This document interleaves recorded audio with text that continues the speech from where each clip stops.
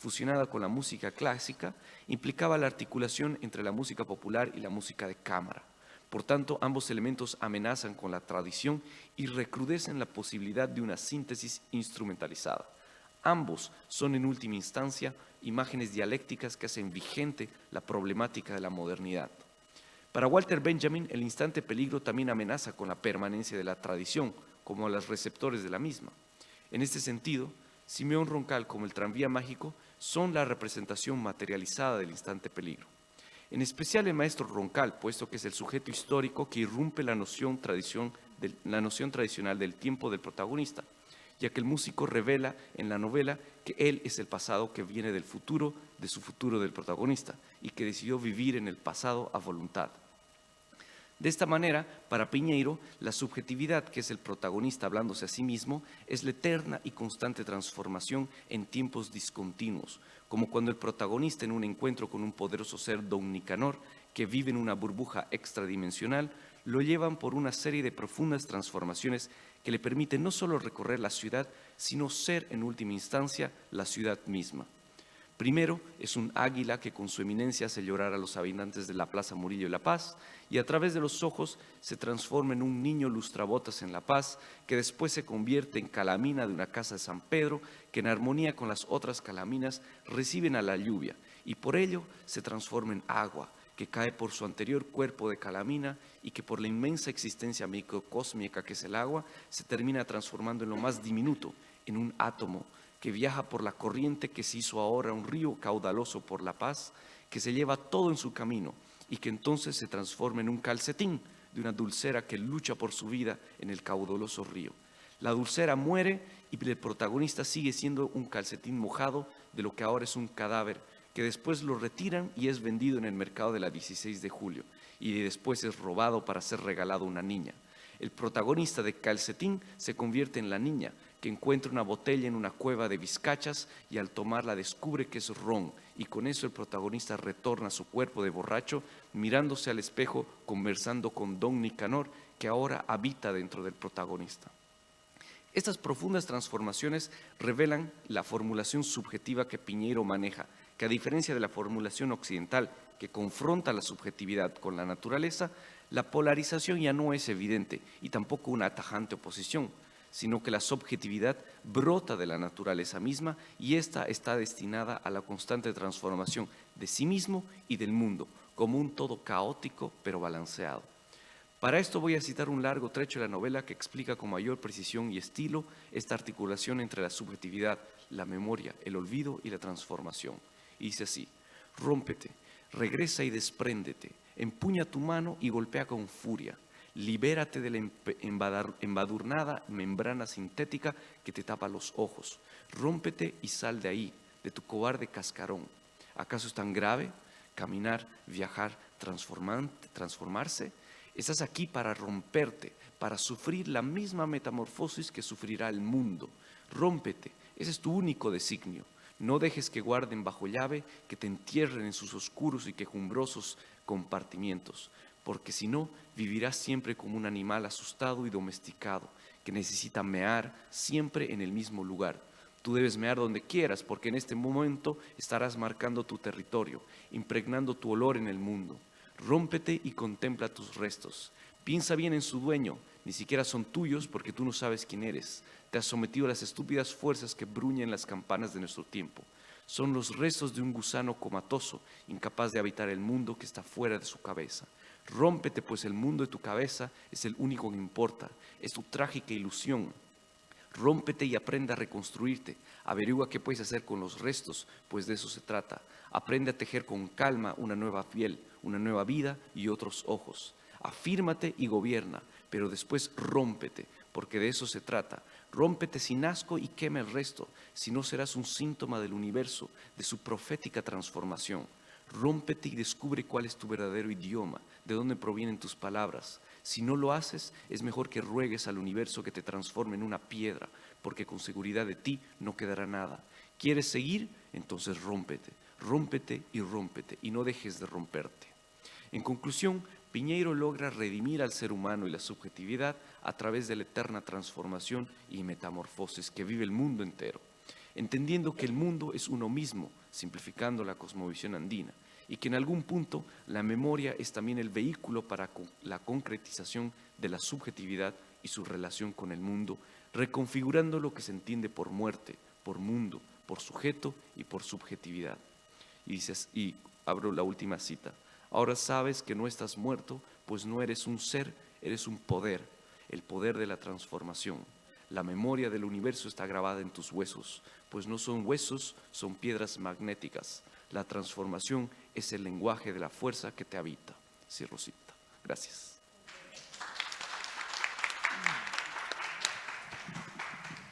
Bueno, muchas gracias, Gabriel. Vamos a pasar entonces a la tercera exposición, que es la de Gustavo Salerno. Él es doctor y profesor en filosofía, es docente investigador en las facultades de Humanidades, de Psicología y de Ciencias de la Salud y Servicio Social de la Universidad Nacional de Mar del Plata. Es investigador adjunto del CONICET, miembro del Centro de Estudios Sociales y Políticos y de la Asociación Argentina de Investigaciones Éticas y de Intercambio Cultural Alemán-Latinoamericano.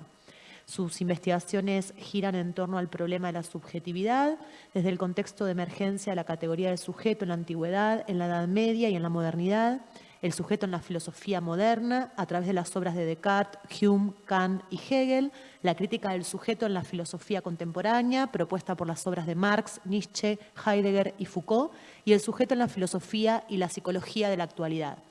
En este momento, sus líneas de investigación se centran en el abordaje de la ética normativa y las teorías sobre lo queer, y el trabajo que va a compartir hoy con nosotros se titula Nombre propio, subjetivación y ética, la nominación de sí como práctica de la libertad en Rigoberta Menchú.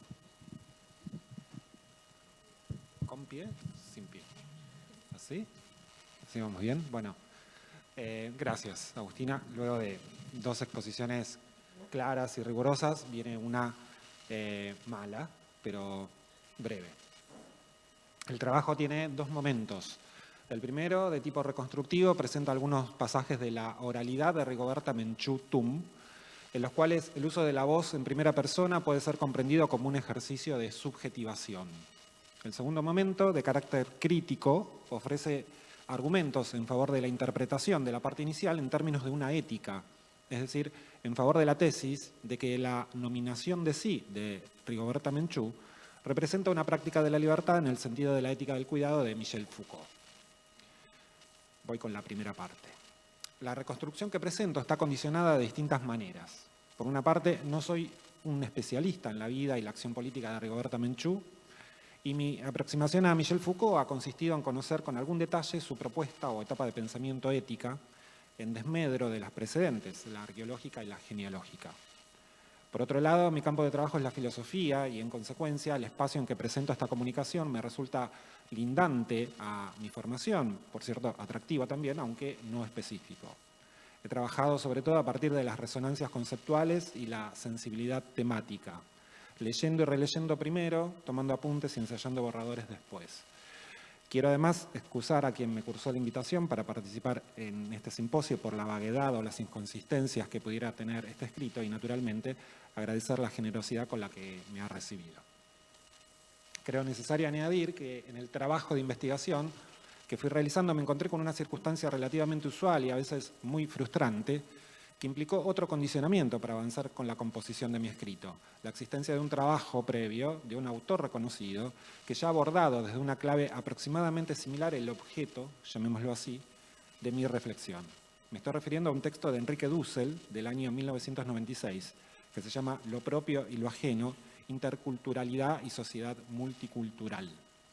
No obstante esto, según creo, pude hacer una recepción y elaboración personal de la tríada nombre propio, subjetivación ética, que, por cierto, recoge algunas claves analíticas de Dussel, que juzgo valiosas, pero que se aparta de la situación hermenéutica en la que él se hace eco de los escritos de Rigoberta. La lectura de Dussel está determinada por su propia idea de una ética de la liberación, donde no predomina Foucault, sino otros pensadores como Levinas, Buber, Scanone o Kusch, y por la disputa en dicha formulación que Dussel despliega frente a la ética del discurso, tanto en la versión de Jürgen Habermas como en la de Karl Otto Appel.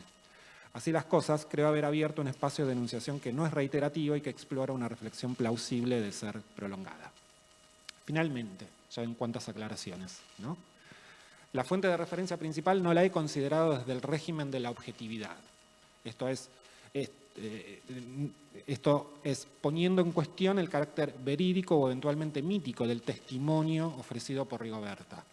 Reconozco que este asunto tiene implicancias históricas, incluso jurídicas, literarias y, claro, también filosóficas. Sin embargo, mi abordaje parte de la enunciación misma disponible y avanza en uno de los aspectos, solo en uno, sobre los que es posible reflexionar crítica y libremente. Para decirlo de manera concreta, asumo que Rigoberta es quien habla y que su exposición tiene un significado valioso para compartir un pensamiento en un simposio dedicado a las subjetividades. En Me llamo Rigoberta Menchú y así me nació la conciencia, acabo de citar el título de un texto, la antropóloga e historiadora Elizabeth Burgos transcribe la palabra de la dirigente guatemalteca, haciéndola ingresar dentro del circuito de las publicaciones que responden al canon académico y editorial por nosotros conocido. Se trata de una relación establecida oralmente, dice Burgos, por la que, en base a una serie de entrevistas realizadas a Rigoberta en el invierno parisino a principios de los pasados 80, cuando ella tenía solo 23 años, conocemos los hechos biográficos, políticos, culturales y sociológicos que componen el horizonte de subjetivación y las implicancias éticas de quien en 1992 recibiera el Premio Nobel de la Paz. En ese horizonte, como ya puede notarse por el título del texto mencionado, el nombre propio juega un rol fundamental. En efecto, habiendo aprendido la lengua española apenas 3 años antes del registro de las entrevistas, es decir, cuando Rigoberta tenía 20, el libro se abre con un capítulo dedicado a la familia, de hecho es el título de este primer capítulo, en el que la india Maya Quiché enuncia: me llamo Rigoberta Menchú. Nombre propio, por cierto, pero en el cual lo propio no es algo meramente individual. Dice: mi situación personal engloba toda la realidad de un pueblo. Acabo de citarla. El pueblo no es la nación ni el país, es la comunidad pluriétnica de los excluidos y marginados, o como dice Burgos, los más humillados entre los humillados. Rigoberta usa la voz en primera persona, pero en verdad su singular es por esencia un plural, un nosotros, solo a partir del cual le resulta posible pensar su situación, que yo, con la jerga que utilizamos, me atrevo a caracterizar como un proceso de subjetivación.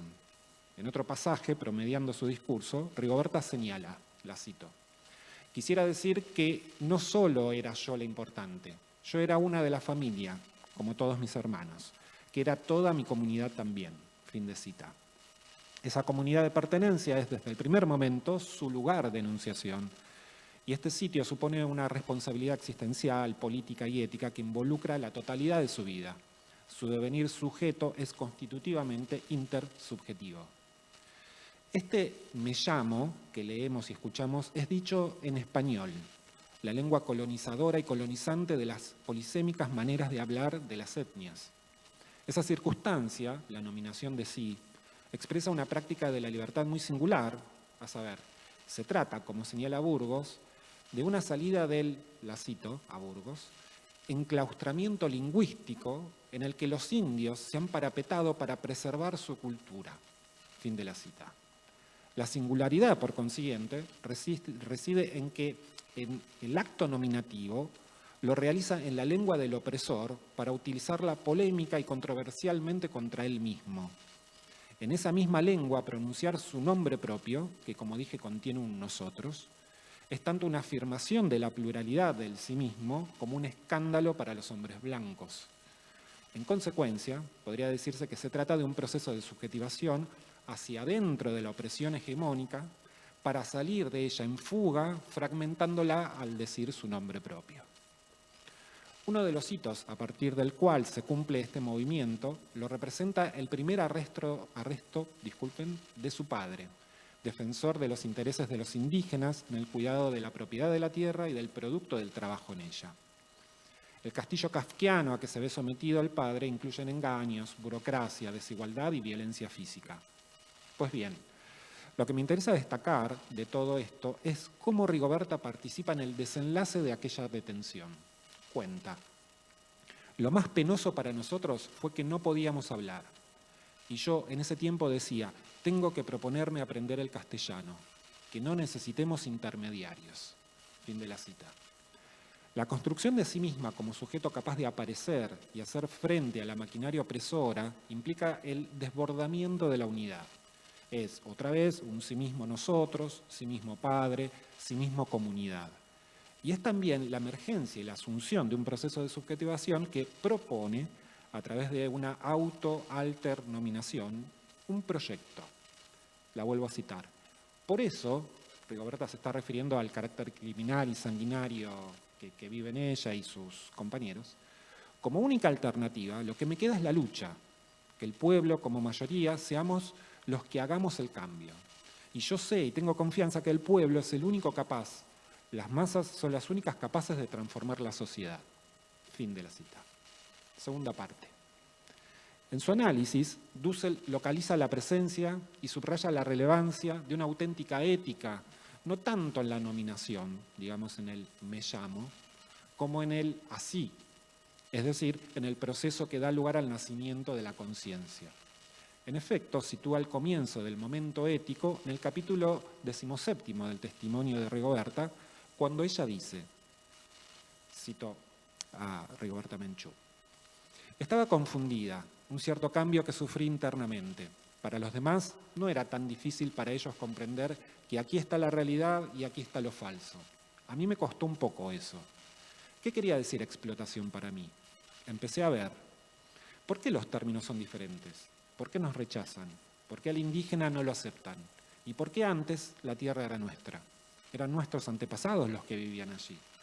¿Y por qué los extranjeros no nos aceptan como indígenas? Allí se ubica la discriminación. Fin de la cita. A resultas de esto, Dussel entiende que en ese momento Rigoberta da inicio a, lo cito a Dussel, la toma de conciencia ético-crítica de esa opresión-exclusión. Desde esa afirmación comienza una lucha de liberación con conciencia ética de ser víctimas. Fin de la cita de Dussel. En su criterio, el proceso de concientización es de carácter dialéctico, donde la relación dominador-dominado, sistema-exclusión, son horizonte de comprensión. Habría, siempre en la interpretación de Dussel, un tiempo inmemorial en el que el afectado o afectada no tiene conciencia de ser afectado o afectada.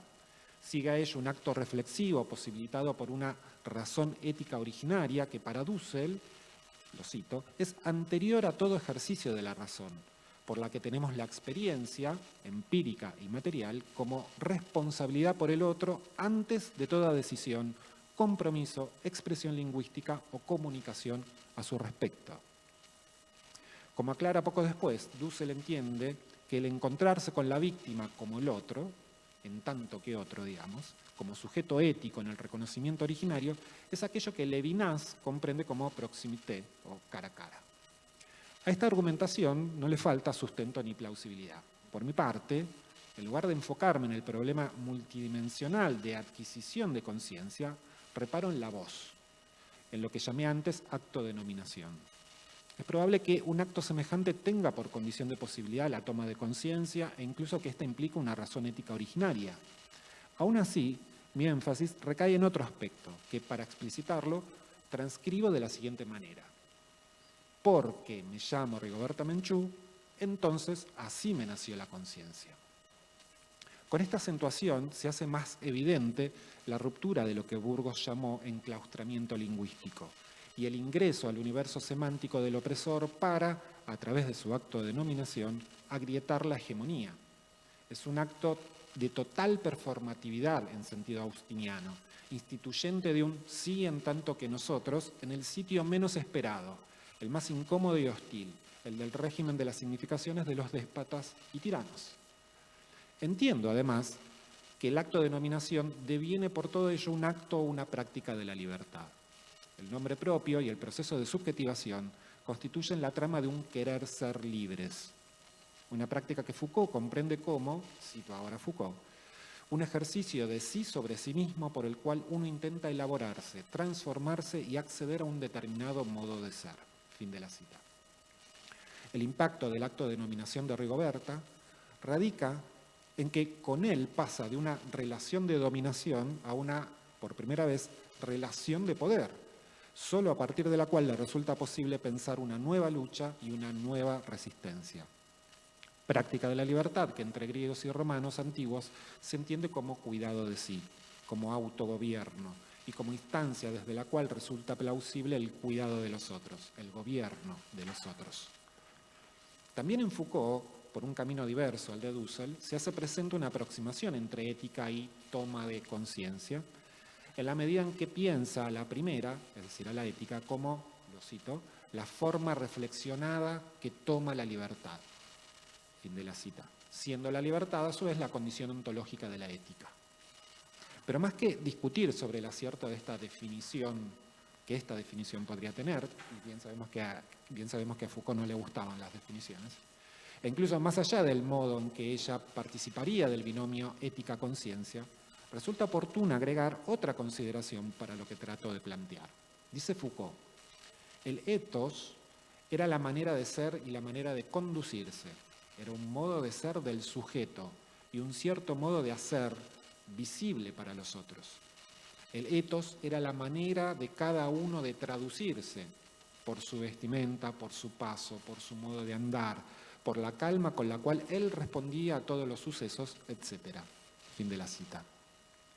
Culmino reparando en esa significación, devenir ético, devenir en y por el ethos, traduciendo lo que se fue y es en lo que se quiere ser. Para decirlo de otro modo, al nombre propio que ya tenía, Rigoberta le añade el acto de denominación de sí traducido en la lengua del conquistador. Quien nace no es solo la conciencia, sino la propia Rigoberta en un nuevo proceso de subjetivación. Porque, claro, resta agregar esto, se trata de un proceso de subjetivación realizado sobre múltiples procesos de subjetivación precedentes, como niña trabajadora, como hermana de hermanos asesinados, o hija de padre detenido, o empleada doméstica, o dirigente política, etc. Ya la llamaban Rigoberta. Con el acto de denominación de su propio testimonio, se llama a sí misma como sujeto en práctica de la libertad. Un devenir intersubjetivos sin intermediarios. Gracias.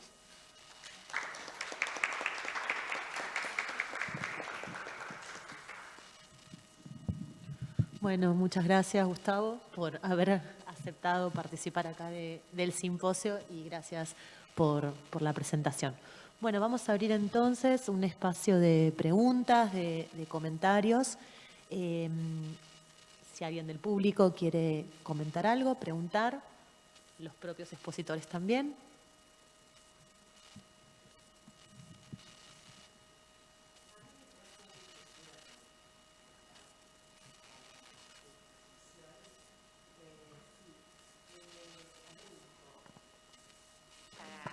Rulfo, Los Pasos Perdidos. No, perdón, Pedro Páramo.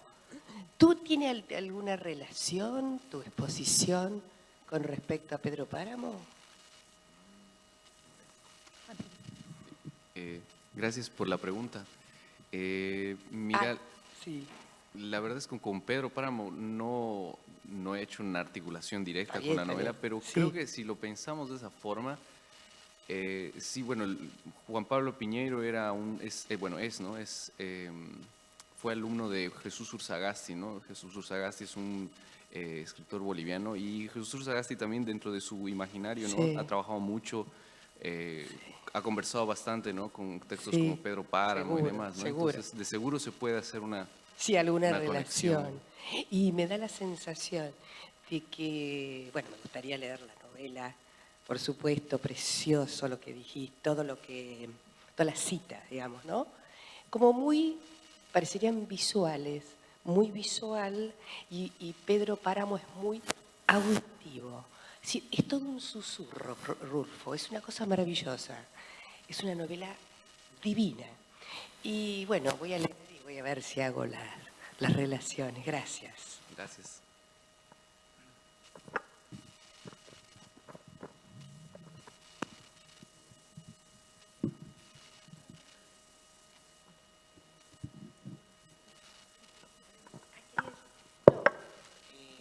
Nosotras somos de la vieja universidad, somos chicas de los 70, nosotros, la universidad de los 70. Pero además yo tuve el privilegio de terminar en la nueva universidad.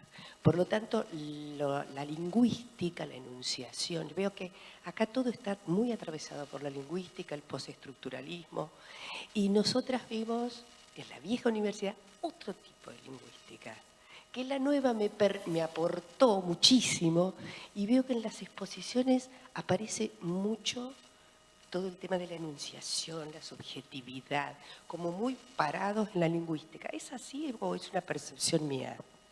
¿Es así?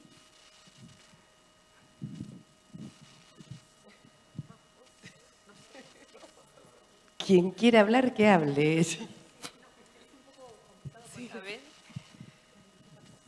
Sí, yo Sí, creo que absolutamente. absolutamente, sí, ¿no? Sí, claro, Sí. como que creo que el enfoque tiende a ser más interdisciplinario, pero sí, el enfoque Sí, lingüístico, por supuesto. lingüístico impresionante, porque aparte Sí. en la vieja universidad no estaba este enfoque. No, era como, era distinto, es decir, era como más hasta filosófico, sí, diferente. Bueno, pero es lindísimo, he leído la enunciación, me parece precioso lo que hacen, muy lindo. Buenísimo, muchas gracias. Gustavo, ¿querés decir algo?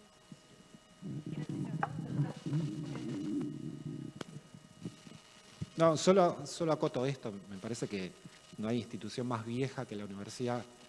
Planteas una diferencia entre lo viejo y lo nuevo que no sé de dónde se constata, porque pertenecemos a un campo, a una institución retrógrada, digamos, ¿no? Es naturalmente conservadora.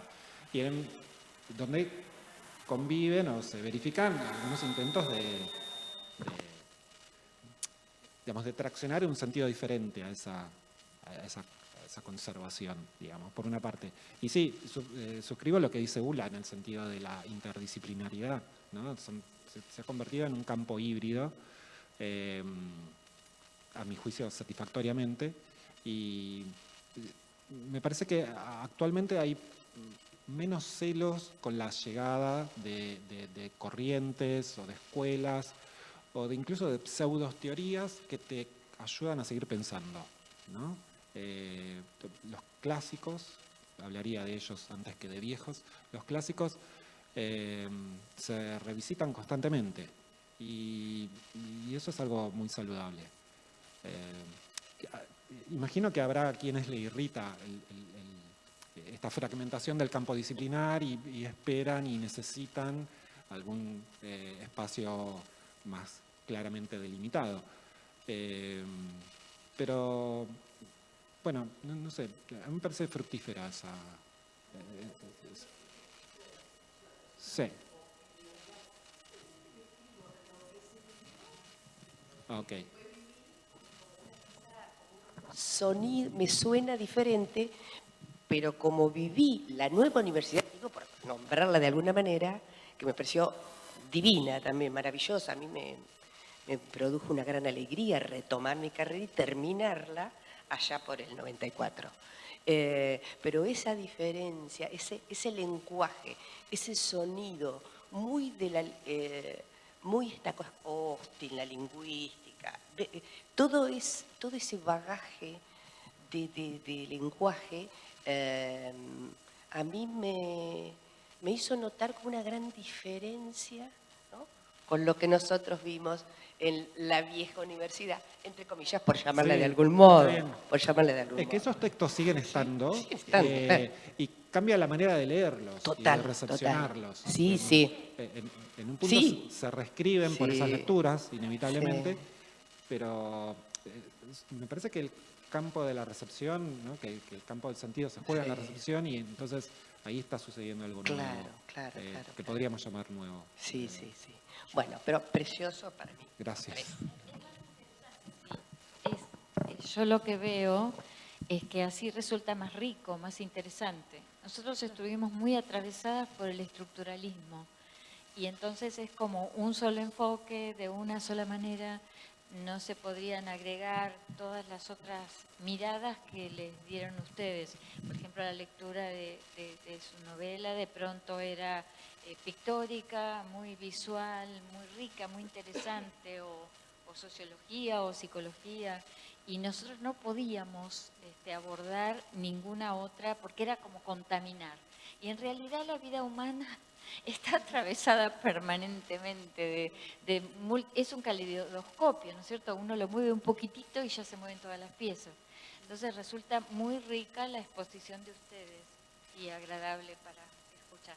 Muchísimas gracias.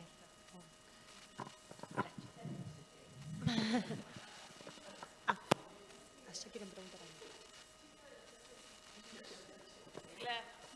algo. Una chica de la joven universidad,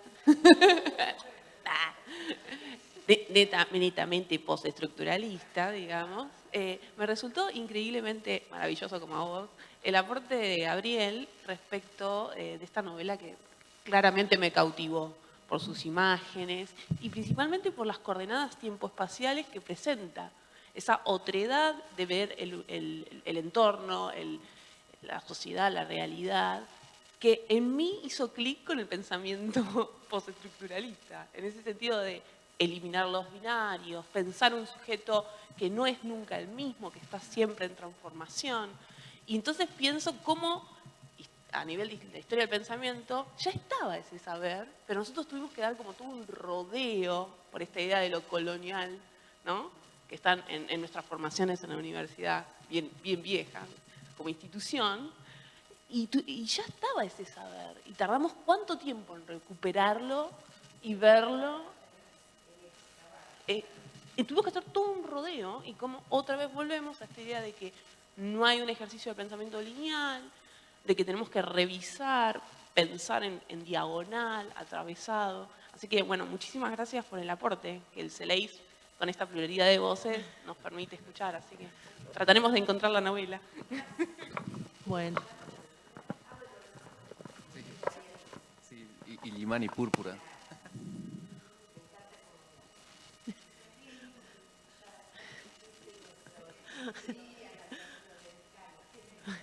Bueno, muchas gracias por los comentarios.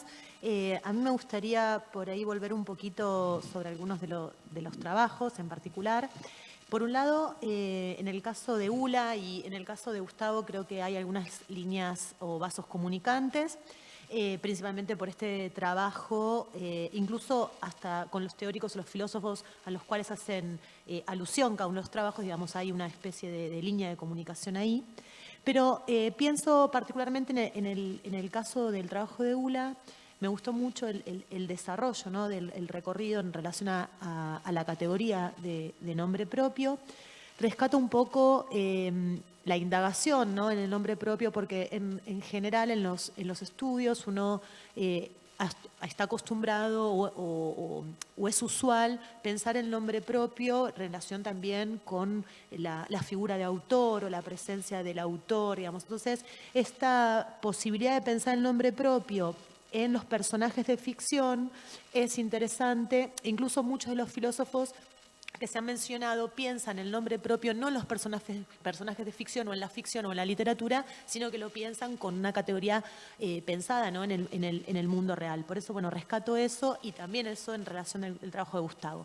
Pero por ahí preguntarles, porque Ula en un momento hizo referencia a Sembrando Flores, la protagonista de la novela Solo los elefantes encuentran mandrágora de Armonía Somers, preguntar si esta idea de la suplementariedad nominal o esta noción de la hipersemanticidad lo está pensando en otros personajes de ficción, además de Sembrando Flores, cómo por ahí aparece o cómo puede pensarse en esos textos, digamos, y cómo de alguna manera la literatura o estos textos o estas escrituras estarían ayudando a pensar categorías teóricas, ¿sí?, que nos llevan al plano de la filosofía, digamos, ¿no? O el plano de la teoría propiamente dicha. Y en este sentido, Gustavo también habló en un momento de procesos de subjetivación, pensando en este caso en Rigoberta Menchú. Me pareció muy interesante el análisis cuando citaba esta cuestión de, bueno, yo me llamo, ¿no?, Rigoberta Menchú. La cuestión de lo intersubjetivo, de cómo esta cuestión del devenir sujeto, pero principalmente me llamó poderosamente la atención una noción que utilizaste en un momento, esto de auto-alter-nominación. Entonces, bueno, preguntarte cómo pensaste esta noción, si hay alguna base, digamos, teórica para esta noción y si esto por ahí lo estás pensando o se puede pensar en otros textos o, bueno, cómo estaría funcionando esta categoría, ¿sí? Bueno, voy por donde quieran, quien quiera hablar. Ah, no sé si se puede. ¿Se puede sacar? No. Ah, perfecto. Está más bueno.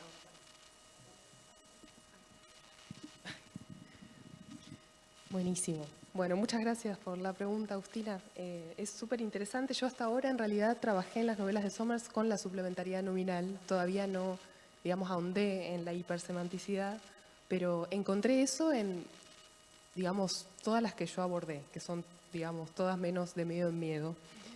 Y yo pensaba la suplementariedad como esta forma de, digamos, transformación subjetiva a partir de eso, el cambio de denominación, que quizás un personaje le pone un nombre al otro y entonces las descripciones en torno a ese personaje mutan.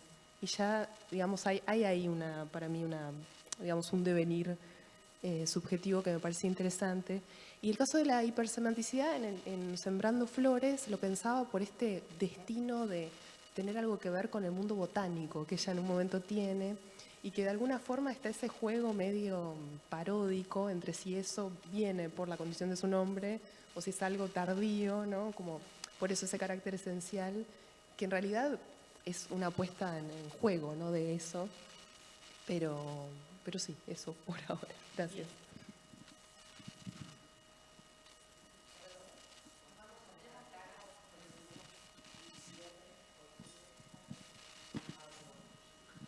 Bueno. Gracias. Lo que referís, Agustina, es una ocurrencia digamos, del diccionario, del acervo que uno tiene disponibles por lecturas previas, para tratar de no caer en el enredo de que la autonominación refiere a una unidad y a un sí mismo en primera persona. Entonces ingresé ahí en un juego de prefijos la expresión alter para mencionar que junto con Rigoberta Menchú, o al nombrar o al decir su nombre propio, dice también a otros que se consideran propios, que son la comunidad, que es el pueblo, que es el padre, que es todo su pasado, es su etnia, es su lucha. Y solo eso. Era no caer en la trampa, digamos, no caer en la inconsistencia argumentativa de usar categorías que sin embargo vienen a replicar aquello de lo cual, en este caso, Rigoberta Menchú quiere escapar, que es usar la primera persona como un regreso, una remisión, se diría por las espaldas, pero finalmente remisión al final, yo, ¿no? al uno. Bueno, no se trata de eso. Y se me ocurrió expresarlo de esa manera, solo eso. Bueno, muchas gracias. Creo que por ahí esa noción puede servir, digamos, o para pensar también el funcionamiento de otros nombres y otras subjetividades en otros textos, precisamente por ese juego que propones entre el auto y el alter, y no caer, como decís bien, en categorías que en realidad serían contradictorias aplicarse o pensadas de esa manera. Pero sí, me pareció muy interesante. Gracias. Bueno, muchas gracias. Entonces damos por cerrada esta mesa y pasamos a la siguiente, ¿no? Estamos un poco atrasades. Muchas gracias.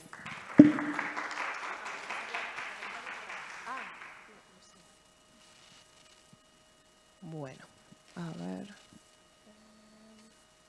Tenemos la mesa. Ah, ahí está. No, dejamos que.